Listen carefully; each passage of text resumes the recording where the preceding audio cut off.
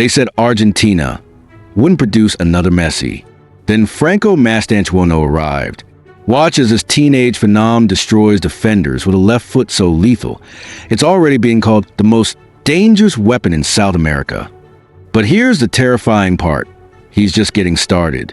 Stick around, because by the end, you'll see why Europe's biggest clubs are panicking over his next move. Franco Mastantuono doesn't walk across the pitch. He prowls. Each touch of the ball hums with the crackling tension of untapped electricity, like a storm waiting to explode. And yet, beneath the surface of every thunderous strike or cunning dribble lies a cold, clinical mind of prodigy who doesn't just play the game, he interrogates it. Born into a land where footballers are not simply athletes but gods carved from myth, Franco Mastantuono has already become a whisper passed around Argentine stadiums like an incantation. But this isn't a tale of a boy anointed by destiny.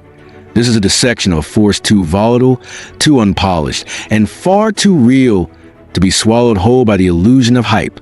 There's no doubt that Franco Mastantuono is being prepared for the grand altar of global football.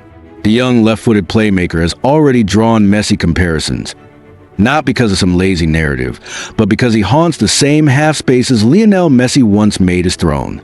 He doesn't mimic greatness, he confronts it. His frame is stocky, his stance deliberate, and when he cuts him from the right with that venom-laced left boot, defenders flinch as if they know what's coming but can do nothing to stop it. That left foot is more than a tool. It's a surgical weapon. He's already unleashed knuckleballs from 30 yards. Curling missiles that violate physics, not with brute force but with arrogance. Franco doesn't merely score, he declares war with the ball. The raw data backs the chaos. At just 17, his 0.3 expected goals per 90 minutes outpaces celebrated European midfielders. He's not clinical, yet his conversion rate hovers at 7%, a reminder that he is still sculpting his instincts. But the sheer frequency of his shots reveals something more terrifying than perfection: inevitability. He gets into threatening positions over and over again, as if pulled by magnetic force to the heart of the storm. And when he shoots, whether to finesse strike the far post or a speculative volley with his right, he does so with the intent to break through more than just the net. He's chasing that moment where mathematics and madness meet. In movement, Franco Mastantuono is a paradox. He's not lightning fast, nor is he particularly elastic like Neymar or ghost-like like Lionel Messi. But his dribbling is about flair. It's about decision. He executes 7 dribbles per game, more than most attackers who are marketed as dribbling savants, and he does it with an unapologetic directness. His dribble success rate sits around 44%, but that doesn't reflect recklessness. It reflects a young man testing the limits of his dominion. There's a De Bruyne-like burst when he shifts gears, a head-up confidence that allows him to manipulate space rather than merely react to it. His frame allows him to withstand shoulder checks, while his feet whisper instructions his opponents can't decipher until it's too late. But even his brilliance has a reckoning. He takes on too many. Sometimes the simplicity escapes him, and his reliance on his dominant foot becomes a cipher that elite defenders will crack if he doesn't evolve. And yet, when Franco Mastantuono passes, time freezes. This is where the chaos turns to art. His 0.24 expected assists per 90 minutes is staggering for a teenager. But it's not the number, it's the imagination.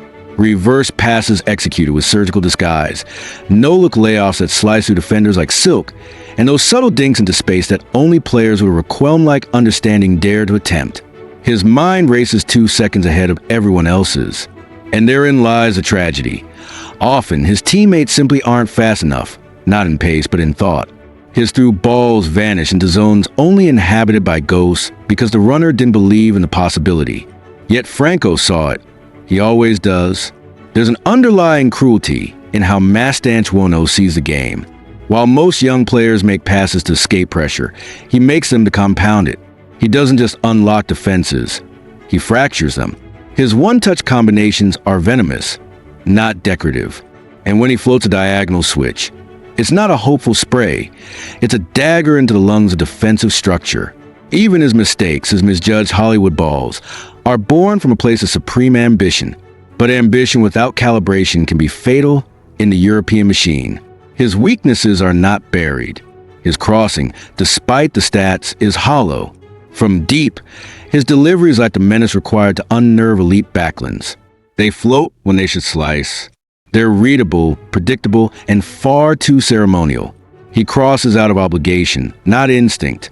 When he does manage to whip a ball with his right, it often fails to reach its destination. His inability to separate from defenders in wide areas reduces him to an accessory rather than an architect in such moments. And while he occasionally flashes two-footed competence, it's not yet reliable enough to turn tight spaces into threats. Aerially, Franco Mastantuono is far from imposing. Despite his involvement in the chaos of the box, he rarely connects with intent. His 29% aerial success rate tells a story of poor timing, raw technique, and a body that doesn't yet know how to leap with conviction. He doesn't rise with hunger. He simply jumps. He doesn't use his arms, doesn't bend with power, and when the ball hangs in the air, his presence evaporates like mist. But when the ball is on the ground, the conversation changes. His long passing is a revelation. With nearly 60% accuracy on switches and diagonals, Franco commands the width of the pitch like a general marshaling troops. Sometimes he uses a traveler, sometimes a slicing curve, and though it's not yet perfect, the signs are hauntingly good. He plays long not for exhibition, but to punish. His verticality is his vengeance. On the defensive side, the data points to a player willing to sacrifice. He averages 4.4 defensive actions per 90 minutes, numbers that align him with workhorses like Lucas Paqueta and Javi Simons. His success rate of 55% shows that while he's not polished, he is relentless. He closes with speed, not always with clarity. There's a desperation in his tackles, a Wayne Rooney-like abandon when chasing down a loose ball. But it's the standing tackles that betray him, lightweight, half-hearted, too easy to ride. Still, he isn't afraid, and that matters. At River Plate, the 4-3-3 system has become his canvas. Stationed on the right side of the attacking trio, Franco operates not as a winger, but as a role playmaker. He comes deep, links play, orchestrates move with geometry and intention. He can drop into midfield to initiate, spin out wide to cross, or ghost into central zones to fire from range. He's not built to hug the touchline. He's built to infiltrate the half space. And though he sometimes goes down the line on his weaker foot, his true menace is found when he glides inward, seeking chaos. If his next chapter is written at Real Madrid, the stakes will morph. Under someone like Xabi Alonso, who may adopt a system echoing his Bayer Leverkusen blueprint, Mastantuono could find himself jammed between Rodrigo, Arda Güler, Jude Bellingham, and even Kylian Mbappe. The right-sided channel he loves might already be claimed. The competition isn't fair. It's suffocating. But Real Madrid does not care for fairness. It demands domination. And in such a cauldron, Franco will either ascend into legend or fracture under the weight of premature glory. There's a haunting precedent here. The cautionary tale of Arda Güler, another young genius swallowed by Madrid's opulence, hovers like a ghost. Franco Mastantuono is not a squad player. He needs rhythm, repetition, relevance. A move to a club where he can be the nucleus rather than the garnish might have served him better. Instead, he has bet on the allure of royalty before earning his throne. The risk is monumental. And yet, there's something in Franco Mastantuono that defies probability. He plays with the arrogance of the anointed, the grittiness of the underdog, and the inventiveness of a street magician. He could crash into the rocks, or he could soar so high that we forget we ever doubted him. He doesn't look like the second coming of Lionel Messi, but he could become the first Franco Mastantuono. He is not the finished article. He may never be, but in a world obsessed with perfection, there's something intoxicating about a player who bleeds humanity with every pass, every shot, every stumble. That's why he is the real deal. Not because he's flawless, but because he dares to be flawed in pursuit of something extraordinary. Is Franco Mastantuono too raw for Real Madrid? Or is Madrid too rigid for someone like him?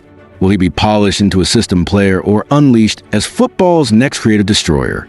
And have we finally found a talent bold enough to chase chaos instead of comfort?